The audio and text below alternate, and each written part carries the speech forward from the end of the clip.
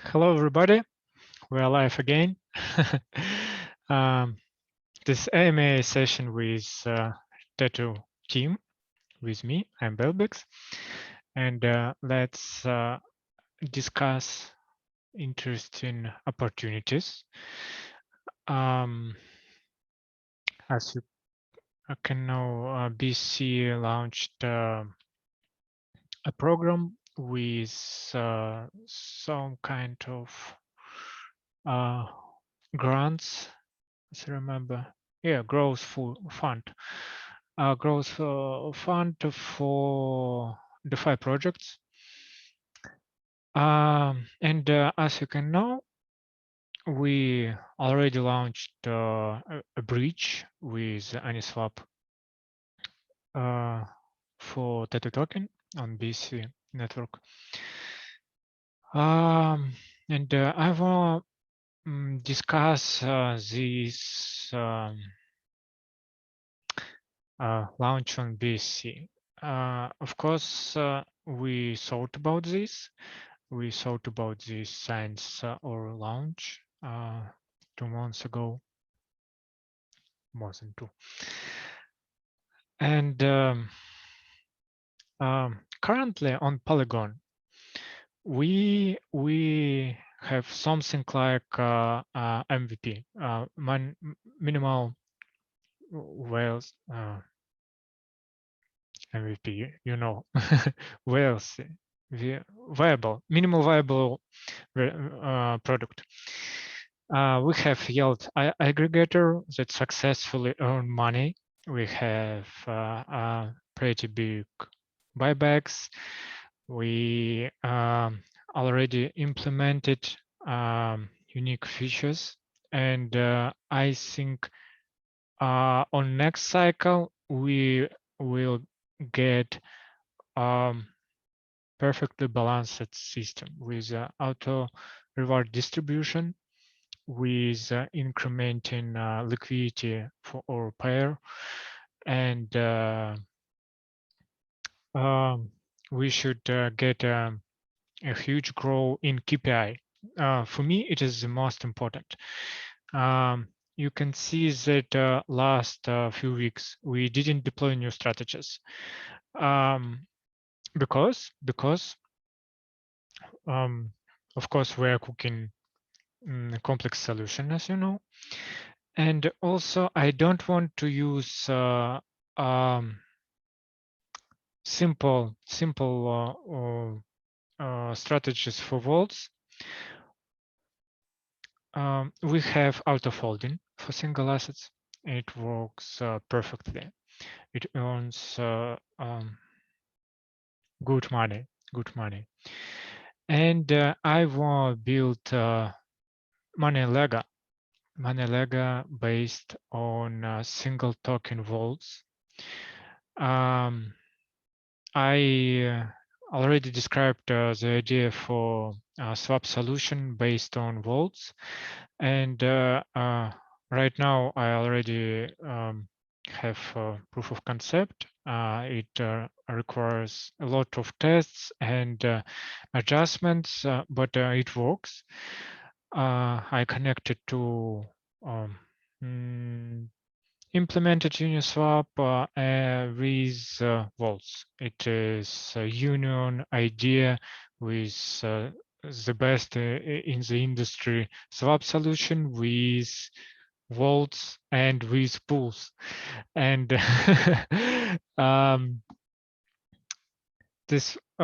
I'm so excited about this, really. I just want to launch on BSC with it.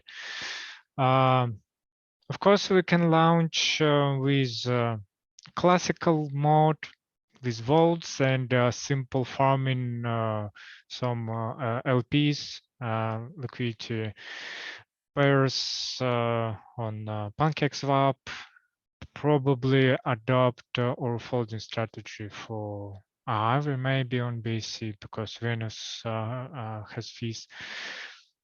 We can all do it, but I will focus on real interesting products. Fast solution maybe will get us more attention. Maybe even we get this growth fund, part of this growth fund of BC, but to be honest, I don't believe in this. Maybe partially, maybe some amount of money, but nothing. Okay, okay, we will try. If we will have a deal with BC, we will launch on them. But I will launch on BC with or new conception of yield farming. Um, Believe me, it is very interesting. It is game changer solution because it is you can create pairs and attract liquidity without rewards. You can create liquidity for other projects for free. Everybody will happy. Users will happy. Platforms will happy. We will get a lot of hype, I'm sure. Just need to implement it properly because it is a bit dangerous. This new solution that with new attack vectors, we need to understand all these attack vectors, predict them, defend against them, and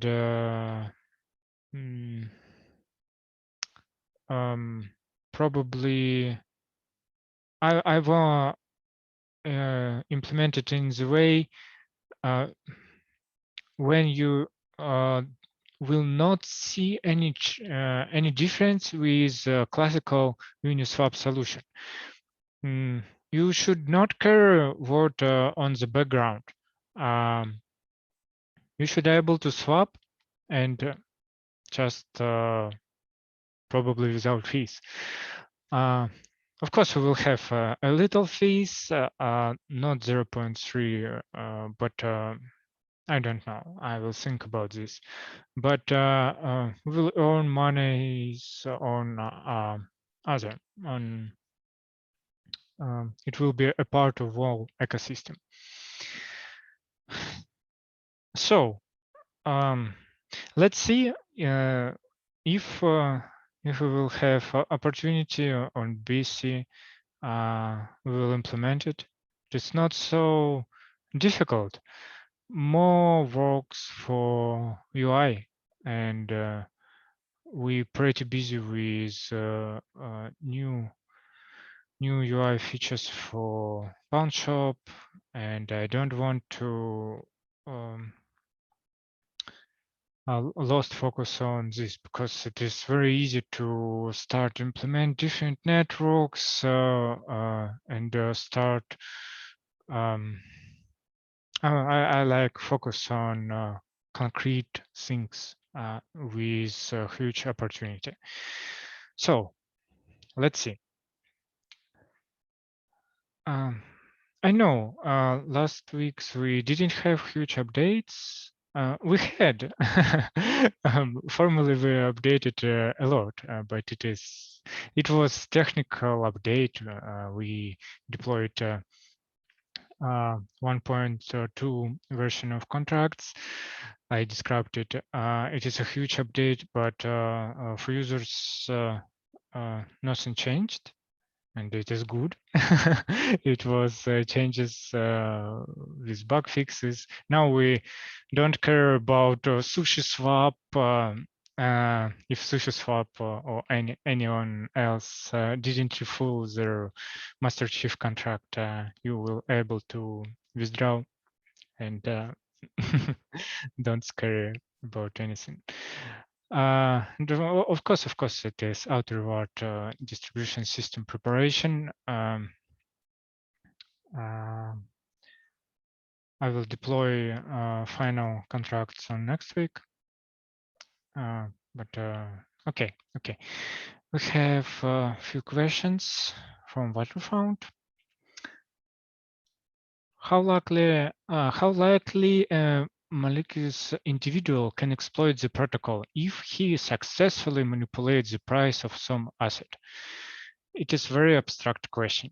You can manipulate prices without any impact for any protocol. You can buy something and you are manipulating the price. But I understand what you mean. It is about uh, uh, some kind of arbitrage attack.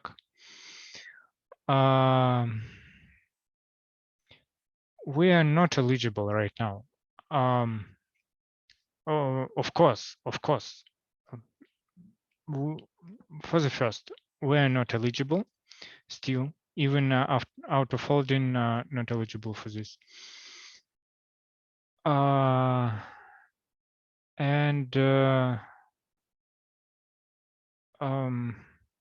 we know about all these kind of problems that our contracts can have, and of course we have good protection about this. It is not protection; you just build it regarding regarding this attack vector. Just don't do wrong things. I don't know what I can explain more about this, and even more contracts or contracts or vaults has protection against other contracts not able to interact with our contracts. We have whitelisting. It is not our general protection, but it is just good to know for you that only users can interact with this. No worries. Okay, for example, if somebody can manipulate, for example, I don't know, BTC price and how it will affect our BTC vault. No. If somebody will, you will get the same amount of assets that you deposited with little fluctuation. It not depends on price. It depends on component-like solution. Because it's drain a bit assets, approximately 0.001% per year. So it is really very little fluctuations that we cover with hard works. This normal situation for folding strategies. So you can see a little fluctuation of price per full share. But it's not depend on underlying price. It is just technical nuance of implementation.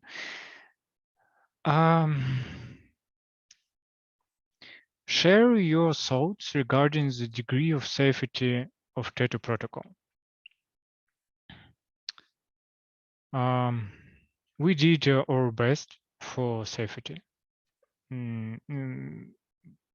I guess not a lot of projects have the same level of security. Now you can look at our continuous integration process in real time. You can check any contracts, how they covered with tests. Just check our GitHub repository. This is very important. It means that we not only deployed everything safe, we able to improve it and be sure that nothing will happen. And with any new feature, we create new tests for covering it. Even for proxy updates, I create tests. It is very complex, but I do it. Just specific of tests for proxy update. You need to do it for every version. You can't just create a test and forget about this. You need to implement for each update because there's something like layers. And I think it is very important. I always improve something in security. No, not security, in test coverage. I always cover something new. If I look at the possibility of some weird behavior, if I see something weird, I implement tests. And or other developers also improve our test framework, and we're using best practices. We have our own best practices. We use best practices that I saw in Gnosis Safe and OpenZeppelin. I think it is the most respectful projects. I like their structure, but we do more. We implement it really a lot. Just I can't evaluate the score because you can't do it for yourself. Of course, if I know that something unsecure, I will fix it. How I can skip this? So for me, it is 100% always. And I didn't hear any bad comments about our solution or code. It is a bit complex, but everything have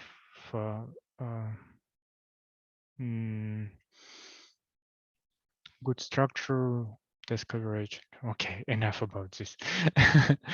Do you plan to make more audits? Yes, yes. We'll need audit for our swap solution. Because I understand that platforms like FirstInch and PressSwap will ask about this. And I guess it will be least authority because OpenZeppelin and Trail of Bits, no slots. Least authority able to do it for reasonable price. Let's see. Swap solution will be after probably 1 or 2 months. Require a lot of work and tests. Maybe I will launch it in alpha test mode, but let's see. I need to understand how we'll resolve some problems with this. Okay. I am considering expanding to other chain in the near future. What side chain is most likely to expand next? Yeah, we already discussed it, and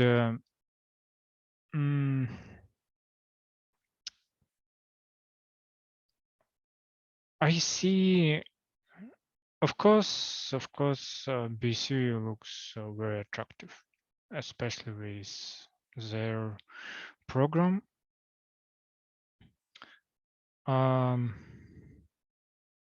I guess we can go on BSc.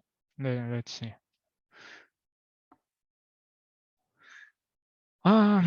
Okay. So, guys, I expected more questions. Probably we need to do AMA less frequently or more announced about this. Okay, let's, as you can see, FundKeeper now has a LP balance.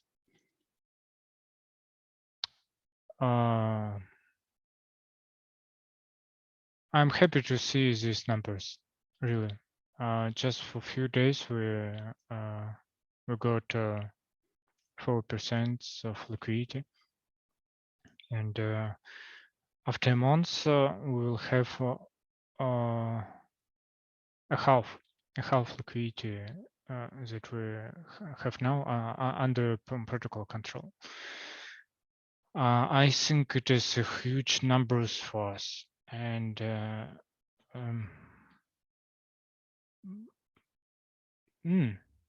interesting moment. I saw in the chat that about Xteto IPR. Why is this didn't decrease?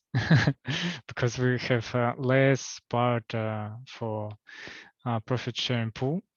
But we compute this percent based on history.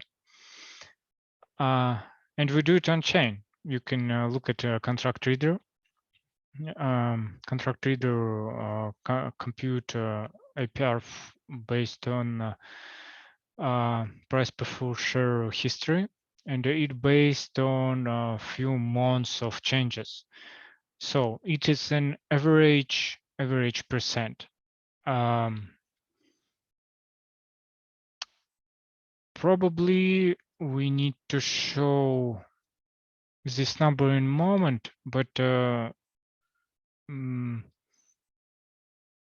just will decrease with time, and you can compare.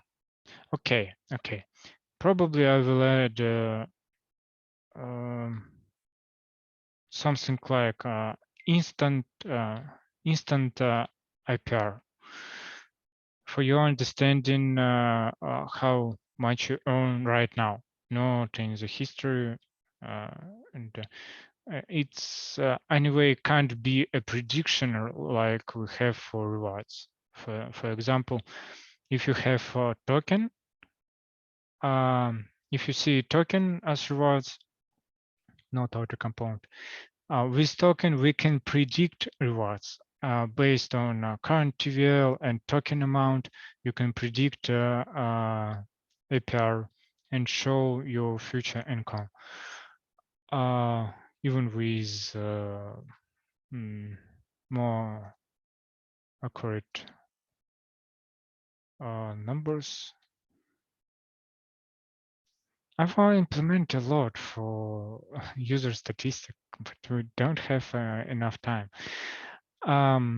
So you can see even dollar USD value of rewards, and you can just compare it with TVL and calculate yourself how much it is. And reward duration, of course.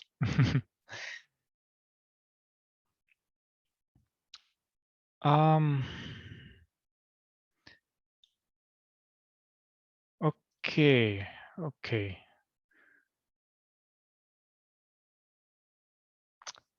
As I said, we have a period when we building new features. Just keep patience, please. Wait or new products. Enjoy our yield farming platform. We will improve it a lot. Okay, enough for today. enough for this week.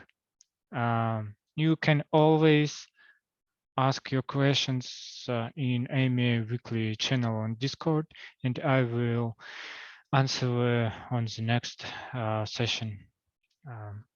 So have a good week. Bye bye.